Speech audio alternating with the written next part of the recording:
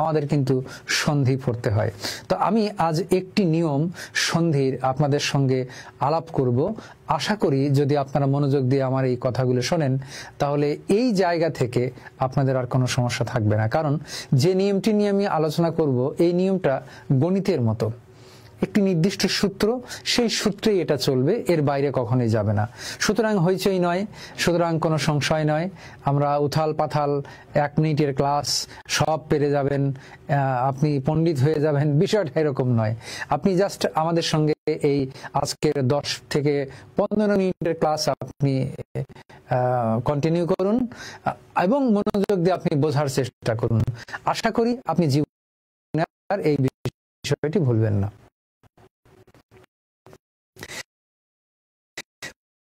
প্রিয় শিক্ষার্থী, সন্ধি আমরা জানি যে ধ্বনি, প্রথম শব্দের শেষ ধ্বনি এবং পরের শব্দের প্রথমের মিলনে কি ধ্বনি উঠে যায়, পরেরটা উঠে আগে নতুন একটা ধ্বনির আমদানি ঘটে, তাকেই কিন্তু আমরা বলি সন্ধি। সন্ধির প্রধান কাজ হলো ধ্বনি মাধুর্য সম্পাদন। মনে রাখুন, সন্ধির প্রধান কাজ ধ্বনি মাধুর্য সম্পাদন।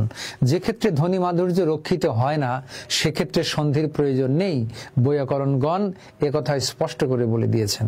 তাহলে আপনি আবারও মনে রাখুন, সন্ধির প্রধান কাজ ধ্বনি মাধুর্য সম্পাদন। যে ক্ষেত্রে ধ্বনি মাধুর্য রক্ষিত হয় না বা সম্পাদিত হয় না সেক্ষেত্রে সন্ধির কোনো প্রয়োজনীয়তা নেই।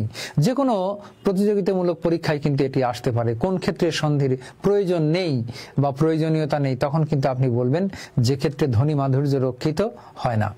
আসুন তাহলে আমরা সন্ধির কোন নিয়মটি আজ আপনাদের সঙ্গে সহভাগ করতে চাই। লক্ষ্য করুন, এরকম একটি ধ্বনি, এর নাম হলো এ। সন্ধিতে এ ধ্বনির পরে যদি অন্য কোনো স্বরধ্বনি থাকে তাহলে এর পরিবর্তে অয় হয়ে যায়।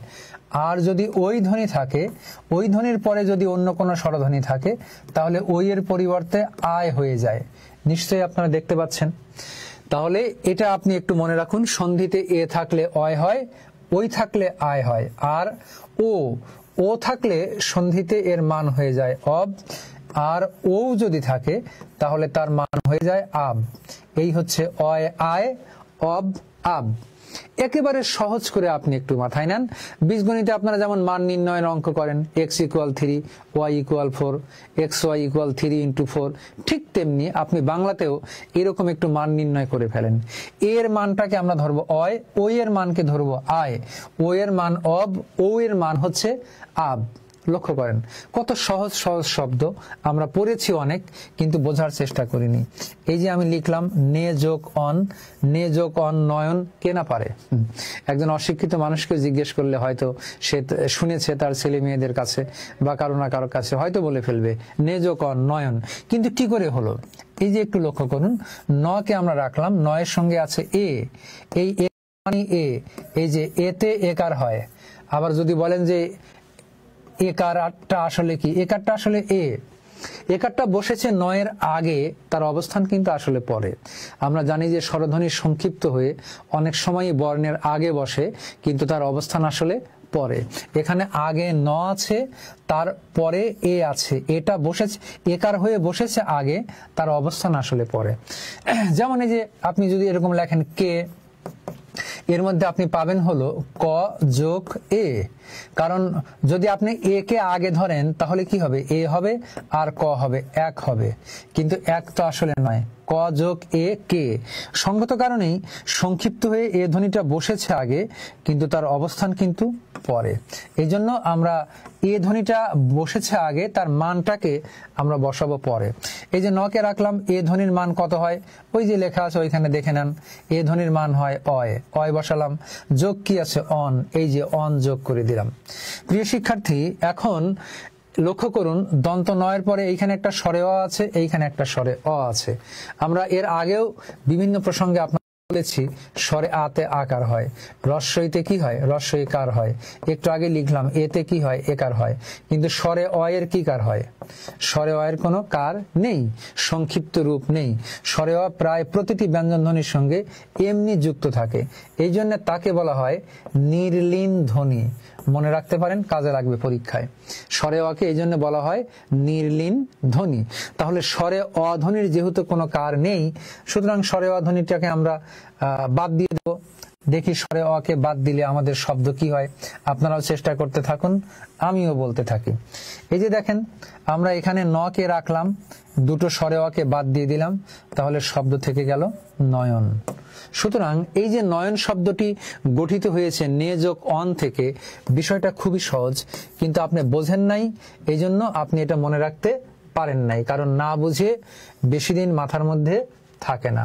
সুতরাং নয়ন এর সন্ধি বিচ্ছেদ হলো নে যোগ অন, এই যে আমরা লিখে ফেললাম নে যোগ অন নয়ন। আশা করি আপনাদের বোঝাতে পেরেছি। এখন একই নিয়মে যদি আমরা আরেকটা শব্দ করতে চাই, এই যে দেখুন চে যোগ অন, যারা প্রথম শব্দ বোঝেননি তারা এবারে মনোযোগ আরেকটু বাড়িয়ে দেন। চে যোগ অন, এই যে চ কে রেখে দিলাম, একারকে তুলে দিলাম, একারকে তুলে দিলে তার মান হবে অয়, অয় বসালাম। এখন প্রশ্ন, একার ছিল চয়ের আগে, মান কেন পরে গেল? এতে এ হয়ে সংক্ষিপ্ত হয়ে আগে বসে, কিন্তু তার অবস্থান আসলে পরে।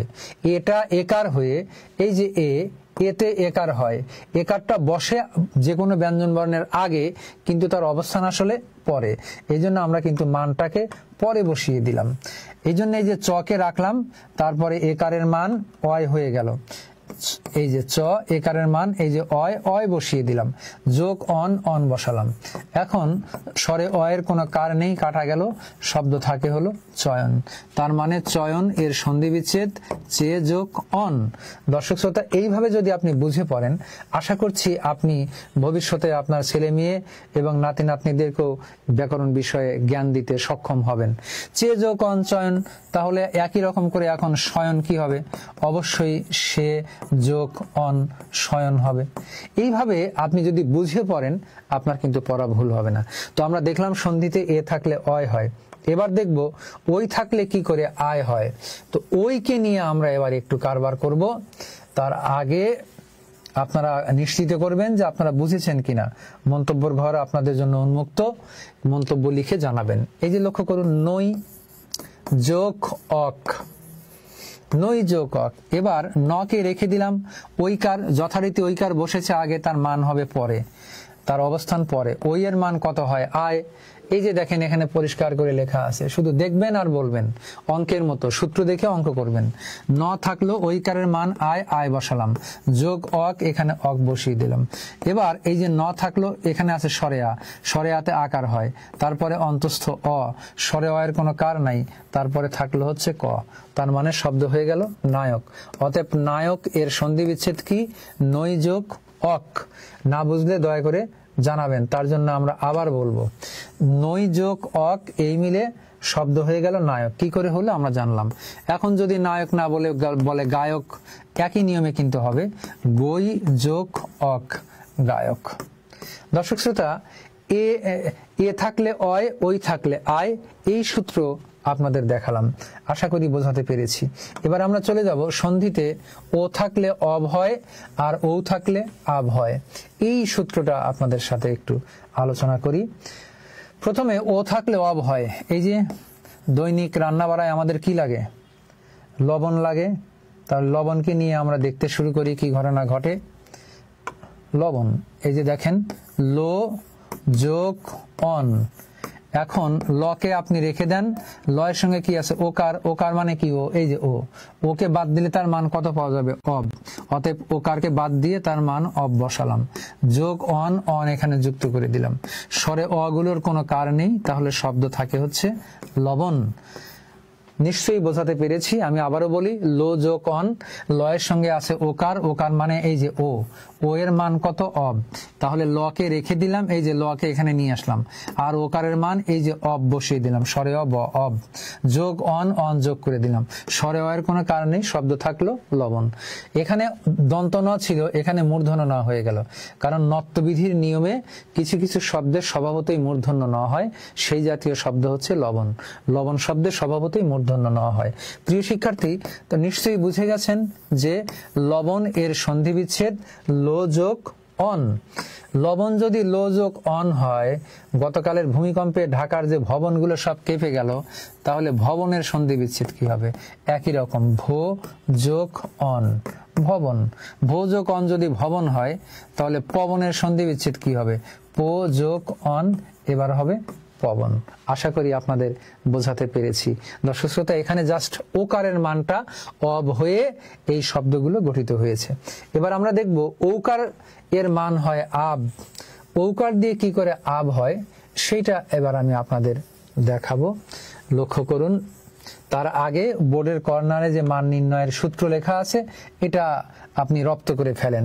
এই যে দেখেন, তাহলে পো যোগ অক, এবার আমরা দিয়ে দিলাম পৌ, ঔকার, এই যে ঔকার, ঔতে ঔকার। এখন কি হবে, পকে আমরা রেখে দেব, ঔকারের মান কত পাওয়া যাবে, আব, এই যে আব বসিয়ে দিলাম, যোগ অক, এই যে অক বসিয়ে দিলাম, প থাকলো, স্বরে আ আছে এখানে, স্বরে আতে আকার, তারপরে ব, স্বরে অ কাটা গেল, তারপরে ক, পাবক, পৌযোগ অক, পাবক। খুব সুন্দর। কিভাবে হলো আপনি আরেকবার খেয়াল করেন, না বুঝলে দয়া করে মন্তব্যের ঘরে জানাবেন।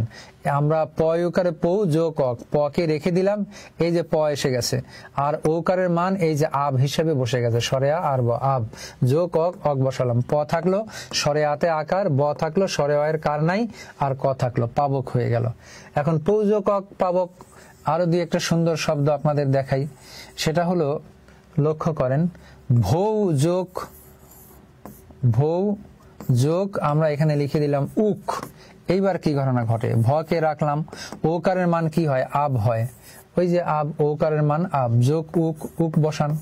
এখন আপনি অঙ্ক করতে থাকেন, দেখেন কি হয়, ভ, স্বরে আতে কি হবে, স্বরে আতে আকার, তারপরে ব, তারপরে এই যে রস্য উ, উতে উকার, তারপরে ক, শব্দ হয়ে গেল ভাবুক।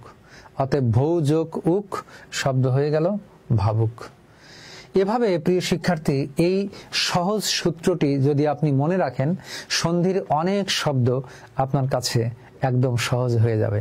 আর যদি না বুঝিয়ে না পড়ে কাপাকাপি ক্লাস, 1 মিনিটে পৃথিবীর সব শেষ, দার্শনিক হয়ে যাবেন এই কোচিং এ ভর্তি হলে, হ্যাঁ দার্শনিক হয়তো হবেন, মূর্খতার দার্শনিক, জ্ঞানের দার্শনিক নন। এই কারণে পড়াশোনা আসলে বুঝে পড়তে হয়, একটু সময় নিয়ে ধৈর্য ধরে, জ্ঞান সাধনার জিনিস। চিৎকার করে হইচই করে 1 মিনিট 2 মিনিট দিয়ে সমস্ত হয় না।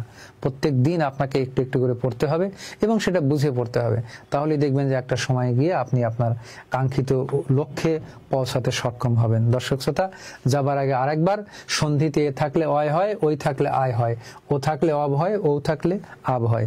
বিশেষ করে চাকুরি প্রার্থী এবং বিশ্ববিদ্যালয় ভর্তি প্রার্থী যারা, তারা দয়া করে 9-10 পুরাতন বোর্ড ব্যাকরণ, মুনির চৌধুরী এবং মোফাজ্জল হায়দার চৌধুরীর লেখা যে বইটি, সেই বইটি থেকে এই নিয়মের যতগুলো উদাহরণ আছে আপনি চর্চা করবেন। কোনো উদাহরণ না পারলে আমাদের কমেন্টস বক্সে জানাবেন। এবং যদি এই কাজটি আপনি করতে পারেন, তাহলে এই জায়গা থেকে আপনাকে প্রশ্ন করে কোনোভাবেই আটকাতে পারবে না। সবাই ভালো থাকুন, সুন্দর থাকুন। আজকের মতো শুভ বিদায়।